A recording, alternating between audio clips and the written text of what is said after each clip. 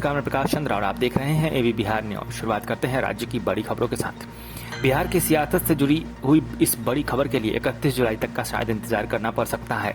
हम बात कर रहे हैं सत्ताधारी राष्ट्रीय जनतांत्रिक गठबंधन एनडीए के घटक दल जनता दल यूनाइटेड के अगले अध्यक्ष की घोषणा की, जिसमें सबसे आगे ललन सिंह और उपेंद्र कुशवाहा चल रहे हैं। जाति आधारित जनगणना का मुद्दा एक बार फिर से गर्मा गया है। केंद्र सरकार ने कहा है कि केवल SC/ST की जनगणना की जाएगी।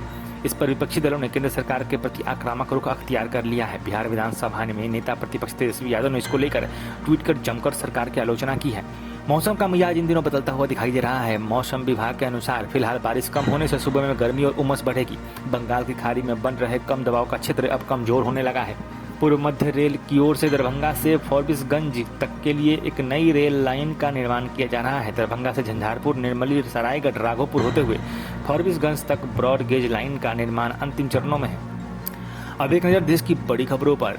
ऑक्सीजन की कमी से कोई भी मौत नहीं हुई है। सरकार के इस दावे के खिलाफ कुमार विश्वास ने ट्वीट किया है। उन्होंने सरकारी नेताओं की बेशर्मी पर लिखते हुए उन्होंने ट्वीट किया और कहा कि उन्हें सरकारी नेताओं की बेशर्मी पर तो दुख है ही, इस संवेदनहीनता की दीर्घकालिक निजी अनुभव भी है। सड़क परिवहन और राजमार्ग मंत्रालय ने संसद को गुरुवार को सूचित किया कि 2020-21 में 13,327 किलोमीटर राष्ट्रीय राजमार्गों का निर्माण किया गया है, जो कि प्रतिदिन लगभग 37 किलोमीटर बैठता है।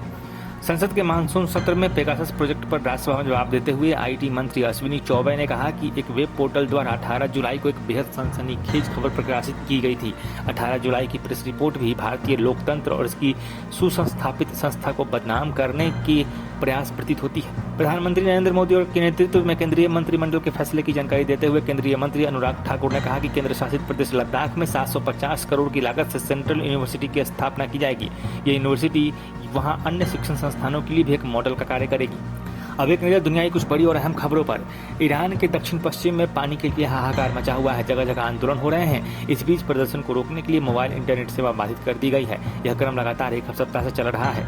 कोरोना की दूसरी लहर ने पाकिस्तान में तबाही मचाना शुरू कर दिया है। इसी कड़ी में कराची में बड़ी संख्या में कोरोना के डेल्टा वेरिएंट के मामले मिले हैं। कई स्वास्थ्य विशेषज्ञों ने चेतावनी दी है कि शहर में कोविड की स्थिति बहुत खतरनाक और गंभीर चिंता का कारण बन गई है। तो ये थी दिन भर की कुछ बड़ी और अहम खबरें। ऐसी खबरों से जुड़े रहने के लिए हमारे YouTube channel AB Bihar news को सब्सक्राइब करें, साथ ही बेल आइकन को दबाएं। आप अपने सुझाव और विचार हमें कमेंट में बता सकते हैं। खबरों को विस्तार से पढ़ने के लिए हमारे वेबसाइट www.abbiharnews.com को विजिट करें। स्वस्थ रहें, सुरक्षित रहें।